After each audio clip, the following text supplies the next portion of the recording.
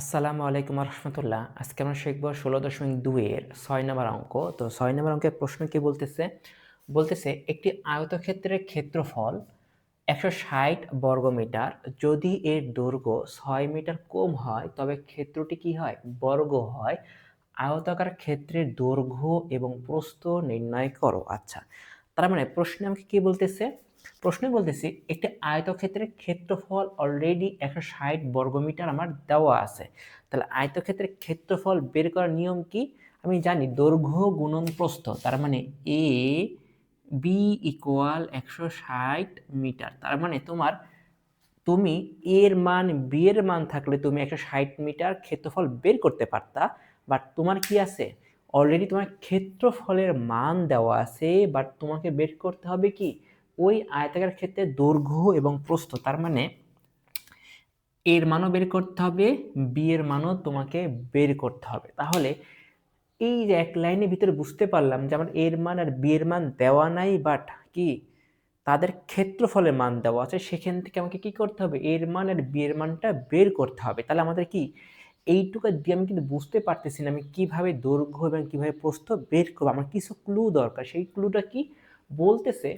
যদি এর দৈর্ঘ্য মানে আয়তাকার ক্ষেত্রের দৈর্ঘ্য, তার মানে কি যদি এর দৈর্ঘ্য মানে কি আয়তাকার ক্ষেত্রের দৈর্ঘ্য, দৈর্ঘ্য বলতে কোনটা বোঝাচ্ছে? দৈর্ঘ্য বলতে বোঝাচ্ছে কি এটাকে বোঝাচ্ছে। আমি তো জানি এ হলো দৈর্ঘ্য, বি হলো প্রস্থ। বলতেছে যদি এই দৈর্ঘ্য অর্থাৎ আয়তক্ষেত্রের দৈর্ঘ্য 6 মিটার কম হয়। আচ্ছা, তাহলে আয়তক্ষেত্রের দৈর্ঘ্য কি? দৈর্ঘ্য হচ্ছিল এ, তাহলে 6 মিটার কম। আয়তক্ষেত্রের আয়তক্ষেত্রের দৈর্ঘ্য থেকে 6 মিটার যদি কম দাও তাহলে কি হয়? তবে ক্ষেত্রটি বর্গ হয়। আচ্ছা, তাহলে কি দৈর্ঘ্য থেকে 6 মিটার কমাই তো ভালো কথা। কমানোর পরে কি হচ্ছে? এটা বর্গ হয়। বর্গের নিয়ম কি? বর্গের নিয়ম হচ্ছে প্রত্যেকটা বাহুর মান সমান। ঠিক আছে? তার মানে তার 4টা বাহুর মান সমান। আর আয়তক্ষেত্রে কি বলতেছে? বিপরীত বাহুগুলা সমান। তাহলে আমি কি করি? প্রথমে একটা আয়তক্ষেত্র আঁকাই। এইটা হলো আমার একটা আয়তক্ষেত্র। ঠিক আছে? আমি তো জানি এইটা এ, এইটা এ, এইটা বি, এইটা বি। তাহলে আয়তক্ষেত্র যেটা আছে, আয়তক্ষেত্রকে তুমি কনভার্ট করে কি করবে? এখন বর্গক্ষেত্রে রূপান্তর করবা। বর্গক্ষেত্রে রূপান্তর করব কিভাবে? এইটা হলো এখন কথা। তাহলে আয়তক্ষেত্রকে বর্গে কনভার্ট করব কিভাবে? আয়তক্ষেত্রে কি কি থাকে? দৈর্ঘ্য থাকে, প্রস্থ থাকে। আর বর্গক্ষেত্রের একটা বাহুর মান থাকে। তাহলে আমি একটা বাহুর মান আমি কিভাবে বের করব? ঠিক আছে? তাহলে এইটাকে কিভাবে কনভার্ট করব? তাহলে প্রথম কাজ, যে কোনো একটা বাহুর মান থাকা লাগবে। এখন তুমি যেইটা খুশি সেটা নাও, এ কেও নিতে পারো, বি কেও নিতে পারো। কিন্তু আমাদের যে প্রশ্ন আছে, প্রশ্ন থেকে আমি একটু দূরে আছি। এখন এই আয়তক্ষেত্রকে কনভার্ট করে আমার কিসে আনতে হবে? আনতে হবে বর্গে। তাহলে বর্গে কনভার্ট করবো কিভাবে? আমি ধরে নাও বি, এখানে যে দুইটা বাহু আছে, বর্গক্ষেত্র বর্গ তৈরি করতে হলে কয়টা বাহু লাগবে? একটা বাহু লাগবে। এখন আমি ধরে নিচ্ছি এই যে এটা এই বিটা যে আছে, এই বি এর মান ধরে নাও, বি এর মান আমি এখন মান বসাই দিচ্ছি 5, এটাও 5। ঠিক আছে? এর মানটা কত হবে? অবশ্যই এর মান আমি দেখে বুঝতে পারতেছি এটার এর মানটা হবে 5-এর থেকে বড়। 5-এর থেকে বড় কেমন? আমি ধরে নিচ্ছি এটা 8। তাহলে এটাও কত? এটাও হচ্ছে হলো আমার 8। ঠিক আছে? 8 এর ভিতরে 5 আছে কিনা? যদি 5 থাকে তাহলে আমি কি করতে পারি? আমি এভাবে করতে পারি।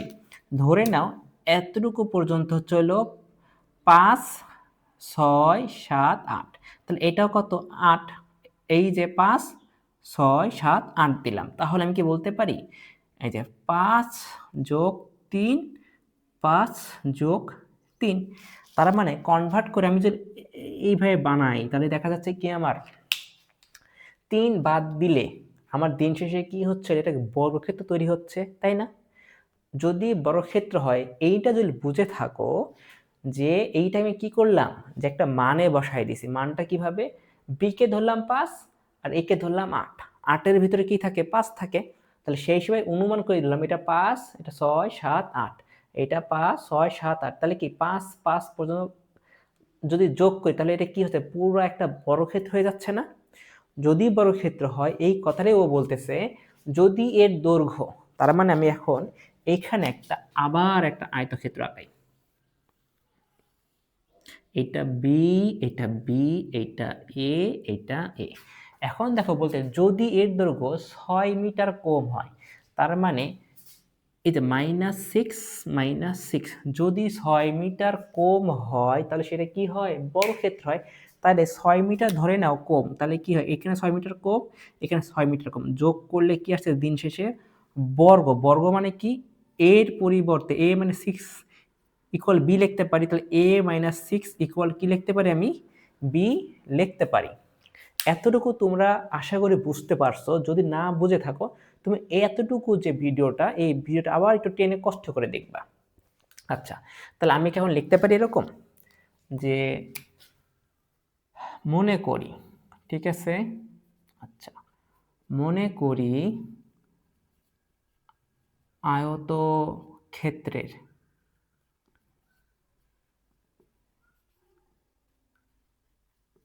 দৈর্ঘ্য a মিটার। তাহলে আয়তক্ষেত্রের প্রস্থ হচ্ছিল b মিটার। তাহলে আয়তক্ষেত্রের ক্ষেত্রফল, আচ্ছা, আয়তক্ষেত্রের ক্ষেত্রফল এ বি বর্গ মিটার। আচ্ছা, তাহলে আমি কি অলরেডি কি আমার আয়তক্ষেত্রের ক্ষেত্রফল দেওয়া আছে না, তাহলে লিখতে পারি প্রশ্ন মতে এ বি ইকুয়াল 160 বর্গ মিটার। ঠিক আছে, তারপরে কি বলতে, যদি এর দৈর্ঘ্য, আচ্ছা, যদি এর দৈর্ঘ্য মানে কি, আয়তক্ষেত্রের দৈর্ঘ্য ছিল এ থেকে যদি 6 মিটার কম হয় তবে এটি কি হয়, বর্গ হয়। বর্গ মানে কি, তার 4টা বাহুর মান সমান। তার মানে আমি বলতে পারি যে এখানে 5 বানাইছি, এখানে 8 থেকে কত বানাইছি, 5, 8 থেকে 5 সবার মান কি তখন হয়ে গেছে, বি হয়ে গেছে না? তাহলে আমি কি বলতে পারি, ইকুয়াল হচ্ছে হলো বি। ঠিক আছে, এখন এই যে বি এর মান একটু সাজাই লিখলাম, এখন এই বি এর মানটা বি ইকুয়াল a - 6। ঠিক আছে, এখন এটাকে দিয়ে হলো 1 নং, আচ্ছা এটাকে না, এইটাকে 1 নং সমীকরণ। তাহলে আমি বলতে পারি বি এর মান, বি এর মান 1 নং এ বসাই। তাহলে দেখো তো কি আসে, a গুণন a - 6 ইকুয়াল 160। তাহলে a square minus 6a minus 160 equal 0। তাহলে লসাগু, এখন এটা কি করবো, মিডল টার্ম করি, তাহলে কি আসতেছে, a স্কোয়ার মাইনাস, আশা করি তোমরা এটা জানো যে 6a plus 10a minus 160 equal 0। তাহলে এই যদি কমন নিই তাহলে a মাইনাস 16 প্লাস 10 যদি কমন নিই a মাইনাস 16 ইকুয়াল 0। তাহলে কি আসতেছে, a প্লাস 10 আরেকটা হলো a মাইনাস 16 ইকুয়াল 0। ঠিক আছে, তাহলে লিখতে পারি হয় a প্লাস 10 ইকুয়াল 0, তাহলে a ইকুয়াল মাইনাস 10। আর এটা কি, অথবা অথবা a মাইনাস 16 ইকুয়াল 0, তাহলে a ইকুয়াল 16। তাহলে এখন দেখো এটা কি, এই হচ্ছে হলো আমার দৈর্ঘ্য, বিটা কি, প্রস্থ। আমার এখানে কিসে মান পাইছে, আমি এর মান পাইছি, এর মানটা পাইছে হলো -10। তাহলে এইটা কি গ্রহণযোগ্য না? আমি তো খুব ভালো করে জানি যে কোনো কিছু দৈর্ঘ্য এবং প্রস্থ কি মাইনাস হতে পারে না, সেক্ষেত্রে কি এটা গ্রহণযোগ্য না। ঠিক আছে, এখানে লিখে দেব ইহা গ্রহণযোগ্য না। কেন না? কারণ দৈর্ঘ্য কখনো কি হতে পারে না, ঋণাত্মক হতে পারে না। আচ্ছা, তাহলে এটা কি গ্রহণযোগ্য, তাহলে এটা মিটার। আচ্ছা, এর মান পাইলাম। তাহলে আয়তক্ষেত্রের দৈর্ঘ্যের মানটা পেয়ে গেলাম, প্রস্থের মানটা দরকার না। প্রস্থের মানটা কিভাবে পাবো দেখো, প্রস্থ কোথায় আছে, আমি ইচ্ছা করলেই 1 নংয়েও বসাইতে পারি, ইচ্ছা করলে তুমি আবার এইখানেও বসাইতে পারো, ঠিক আছে। তাহলে আমি আর কথা, আমি যেখানে খুশি সেখানে, যদি তুমি এখানে বসাও তাহলে এখানে দিব হলো 2 নং সমীকরণ, ঠিক আছে। তাহলে আমি লিখতে পারি যে ই এর মান, আচ্ছা এ এর মান 2 নংয়ে বসাই, তাহলে কি আসতেছে, বি ইকুয়াল 16 - 6, তাহলে বি এর মান কত পাচ্ছ হইল 10 মিটার। তাহলে দেখো আমি এ এর মানও পাইলাম, বি এর মানও পাইলাম। এখন এ আর বি দুইটা গুণ করো, এ গুণন বি অর্থাৎ 16 গুণন 60 গুণ করলে দিন শেষে দেখো আমার 160 বর্গমিটার আসে কিনা। তাহলে কি এটি আয়তক্ষেত্রের ক্ষেত্রফল 160 বর্গমিটার। তার মানে কি আমি অলরেডি বুঝতে পারলাম যে আমার অঙ্কটা হয়ে গেছে। কিভাবে, কারণ দৈর্ঘ্য এবং প্রস্থ যদি আমি গুণ করি তাহলে আমি কি অলরেডি 160 মিটার পেয়ে যাচ্ছি। তো আশা করি তোমরা এই 6 নম্বর অঙ্কের এই বেসিক জিনিসটা বুঝছো কিনা। যদি বুঝে থাকো তাহলে এরকম টাইপের অঙ্কগুলো ইনশাল্লাহ তুমি খুব সহজে সমাধান করতে পারবা, ঠিক আছে।